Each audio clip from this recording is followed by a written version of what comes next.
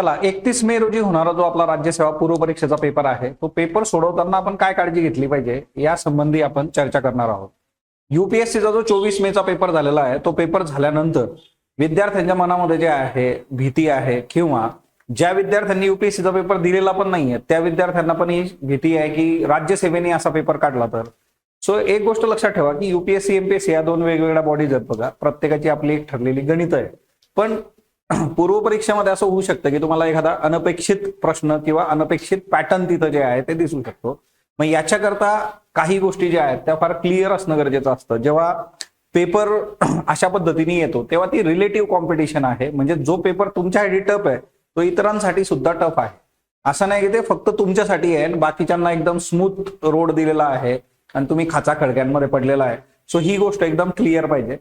Paper सोडवताना आपल्याला काही गोष्टी ज्या आहेत त्या फार काळजीपूर्वक डील करायच्या आहेत त्या आपण बघणार आहोत बघा। त्यामध्ये सगळ्यात महत्वाची जी गोष्ट आहे ना ती म्हणजे पीस ऑफ माइंड जे आहे ते फार मॅटर करतं। जेव्हा एखादा अनपेक्षित पॅटर्न पेपरमध्ये येतो किंवा अनपेक्षित रित्या एखादा पेपर जर खूप टफ असेल किंवा त्याच्यामध्ये रुटीन याच्यानुसार आपण जी तयारी केलेली आहे ती याच्यानुसार पेपर नसेल तर त्या केसमध्ये सगळ्यात महत्वाचं असतं की पीस ऑफ माइंड जे आहे तो पाहिजे।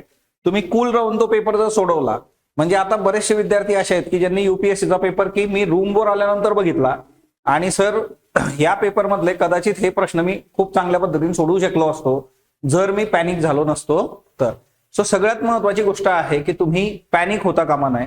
बऱ्याचदा असं होतं की सुरुवातीचे समजा एक 5 प्रश्न असतील 8 प्रश्न असतील हे खूप टफ असतील किंवा तुम्ही अभ्यासलेल्या सोर्सेस मधून आलेले नसतील तर त्यावेळेस सुद्धा जे आहे तुम्ही कूल राहायचंय, कारण कदाचित हे टफ प्रश्न तुम्हाला सुरुवातीला आलेले आहेत ते बाकीच्यांना नंतरच्या ह्याच्यात येऊ शकते किंवा त्यांना जे आहे पेपरच्या मिडमध्ये जे आहे 50-60 या नंबरवर ते प्रश्न मिळतील, कारण सेट वेगवेगळे आहेत। सो प्रश्न जे आहेत तर ते त्या अकॉर्डिंग आपल्याला राहू शकतात। सो ही एक फार महत्वाची गोष्ट असते। आता तुम्ही एखादा पेपर वाचलाय, प्रश्न वाचल्यानंतर जे आहे तुम्हाला डील होतोय का तो प्रश्न? जर डील होत नसेल पुढच्या प्रश्नावर जा, कारण बघा आपलं जे मेरिट आहे त्या मेरिटचा विचार करता कसं असतं ना, एक सेफ स्कोर साठी जे आहे की 60% जे आहे पेपर आपण खूप चांगला जर डील केला मायनस जाऊन म्हणजे 120+ स्कोर आपला आहे तर त्या केसमध्ये आपण इन होऊन जातो। म्हणजे जर पेपर मधले समजा तुम्ही एक 85-90 तुमचा जो अटेम्प्ट आहे किंवा 80 to 90 जे आहे याच्यामध्ये, मग प्लस मायनस मधून जे आहे आपल्याला एक 120चा स्कोर जर घेतला, इथं तुम्हाला जे आहे ना 5 ते 10 प्रश्न जरी तुम्ही नाही सोडवले पेपर मधले तरी काही फरक पडत नाही। सो हे पहिले क्लिअर ठेवा की प्रत्येक प्रश्न त्याचं उत्तर आपल्याला आलंच पाहिजे असा सिनारिओ नाहीये। दुसरी महत्वाची गोष्ट, जेव्हा तुम्हाला आन्सर की मिळणार आहे बघा तिथं, तर आन्सर कीच्या बाबतीमध्ये एक फार महत्वाचा मुद्दा राहील की तुम्हाला जे बेसिक्स आहेत, नेम ऑफ एक्झामिनेशन असेल, तुमचा रोल नंबर असेल, तुमचं जे हॉल तिकीट आहे त्या हॉल तिकीटला समोर घ्या, प्रॉपरली नंबर फिल करा। समजा वरती तुम्ही टाकलेला आहे 5 आहे तर इथं प्रॉपरली जे आहे 5 नंबरला आपण राऊंड केलं पाहिजे। बऱ्याचदा काय होतं की घाई गर्दी करताना इथंच गणित चुकतात आणि मग इथं गणित चुकल्यानंतर काय होतं ना की आपला मूड इथंच खराब होऊन जातो आणि मग त्याच्याने त्याचा इम्पॅक्ट पेपरवर होतो। ओके, आणि जर याच्यामध्ये मेजर मिस्टेक्स असतील तर मग त्याचा इम्पॅक्ट डायरेक्टली जे आहे की त्या रिझल्टवर होऊ शकतो। दुसरी गोष्ट महत्वाची जी आहे बघा की तुम्हाला जो पेपर मिळणार आहे तर तो युपीएससीला सील नसतं पण एमपीएससीच्या पेपरला सील असतं। तो एमपीएससीचा पेपर पॅक असतो बघा।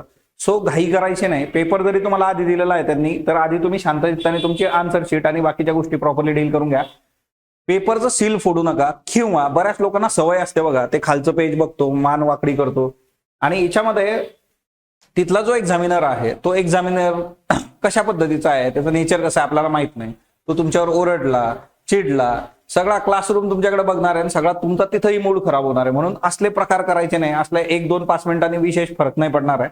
सगळ्यांना जेव्हा वेळ होईल परीक्षेची ऍट दॅट टाइम जे आहे तो पेपर ओपन करायच्या त्या सूचना देतील, त्याच्यानुसार गोष्टी डील झाल्या पाहिजे आणि हे फार महत्वाचं आहे, हे नीट लक्षात ठेवा आन्सर शीटच्या बाबतीमध्ये। आता बऱ्याचदा आता हा एक रुटीन आपण बघतो की 3 राऊंड तुमचे जे आहेत ते झाले पाहिजेत। आता पेपर 2 तासाचा आहे, मग जीएस असेल सीसॅट असेल, तुमच्याकडे एक प्रॉपर घड्याळ पाहिजे बघा, ज्या घड्याळवर प्रॉपर नंबरिंग आहे ना। खूप फॅशन स्ट्रीट फॅन्सी कार्यक्रम शक्यतो नको की किती वाजले हे बघायला एखादी कमिटी नेमावी लागेल आपल्याला तिथं। सो तुम्हाला जे आहे ते आकडे टाइम जे आहे तुमचं तुम्हाला कळलं पाहिजे। आता इथं 3 राऊंड्स आहेत। आता युपीएससीचा पेपर असा होता की युपीएससीच्या पेपरमध्ये 3 राऊंड करणं हेच मोठं जे आहे लक्ष होतं, ते डील नाही होणार तिथं। तो पेपर खूप लेंथी होता बघा। एमपीएससी मध्ये शक्यतो असं असण्याचे चान्सेस कमी असणार आहे, तुम्हाला 3 राऊंड जे असतात ना, पहिला जो राऊंड असतो, दुसरा राऊंड आणि तिसरा राऊंड. पहिल्या राऊंड मध्ये काय असतं की जे शुअर असतात आपल्याला, की जे 100% आपण शुअर आहोत अशा गोष्टी तुम्ही अटेम्प्ट करणं गरजेचं आहे. सेकंड राऊंड जो असतो याच्यामध्ये आपण 50-50 चान्सेस जे आहेत ते बघतो, की 50-50 जे होते तिच्यावर आपण विचार करतो. आणि बऱ्याचदा काय होतं की जेव्हा तुम्ही पूर्ण पेपर वाचता, म्हणजे तुम्ही हा पहिला राऊंड केलेला आहे, 100 पर्यंत तुम्ही गेलाय, तर तुम्हाला एखाद्या प्रश्नाचं उत्तर पुढे पण मिळू शकतं, एखादी लिंक लागू शकते. सो त्या गोष्टी तुम्ही प्रॉपरली बघितल्या पाहिजे. सेकंड तुमचा जो आहे तो 50-50 असेल, की 50-50 जिथं आहेत की 2 ऑप्शन्स इलिमिनेट झाले त्याच्यावर तुम्ही काम केलं पाहिजे. आणि तिसरा जो असतो बघा, हा मिसलेनियस, की जिथं आपल्याला खूप जास्त डील होत नाही आहेत गोष्टी, ते प्रश्न इथं येतात.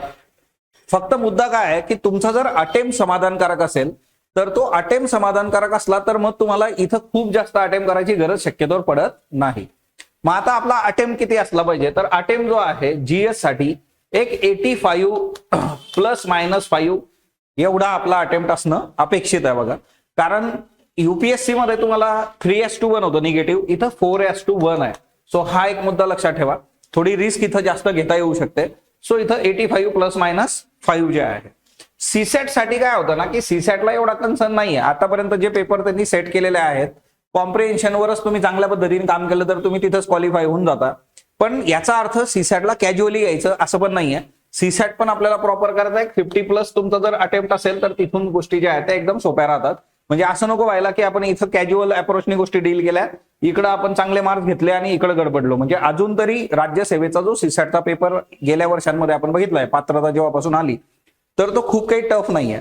पण युपीएससीच्या बाबतीत सुरुवातीला असं होतं, तो पेपर रेग्युलरच होता, नंतर त्यांनी टफनेस वाढवली होती. म्हणून इथेही तुम्ही जे आहे एक ऑप्टिमम अटेम्प्ट जो आहे तो करणं अपेक्षित आहे.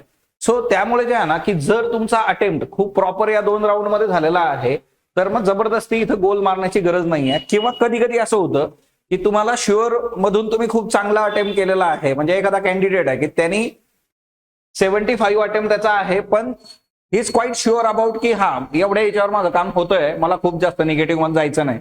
सो तो पण एक महत्वाचा सिनेरिओ याच्यामध्ये लक्षात ठेवा. दुसरी गोष्ट, आता होतं काय, पेपर सोडवताना जर समजा माझं पॉलिटी खूप चांगलं आहे, मग मी पॉलिटी पासून सुरुवात करू का?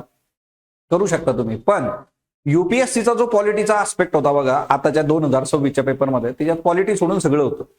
मग अशा वेळेस तुम्ही डिमोरलाइज होता कामा नये, हे सगळ्यात महत्वाची गोष्ट आहे. म्हणून हा जो तुम्हाला peace of mind kung fu panda जो दाखवला ना सुरुवातीला, हा पीस ऑफ माइंड खूप मॅटर करतो. म्हणजे माझी समजा कमांड हिस्ट्रीवर खूप जास्त चांगली आहे, किंवा मी हिस्ट्री खूप वाचलंय, मग हिस्ट्री पासून सुरुवात केली. आता तो जर तुमच्या आवाक्यातला असेल तर तुम्ही खूप चांगल्या पद्धतीने डील कराल. पण जर असं झालं की आपल्या सोर्सेस, आपल्या अभ्यासाच्या पलीकडचे ते प्रश्न असतील, तर तिथं डिमोरलाइज होऊ नका. तुम्ही पटकन पुढच्या विषयाकडे वळा.